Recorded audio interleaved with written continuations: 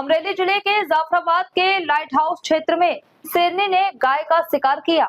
अमरेली जिले के जाफराबाद के लाइट हाउस क्षेत्र में सोमवार दोपहर लाइट हाउस रोड कॉलोनी के पास मुजफ्फर भाई गनी भाई की गाय का शेरनी ने दिन दहाड़े शिकार कर लिया। इस घटना के बाद आसपास के क्षेत्र में रहने वाले लोगों में भय का माहौल फैल गया।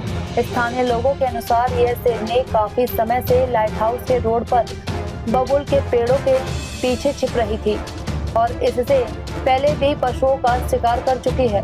घटना की सूचना मिलते ही वन विभाग के अधिकारी मौके पर पहुंचे, पंचनामा तैयार कर आगे की कार्यवाही शुरू कर दी।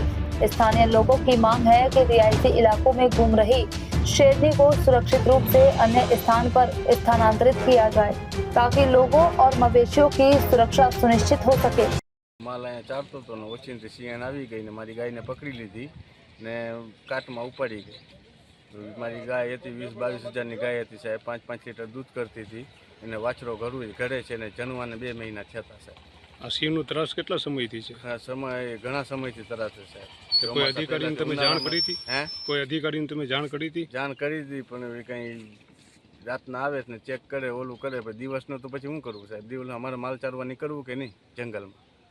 आम ओछीने आवीने पकड़ी ले तो अमारे कई मेल करवुं?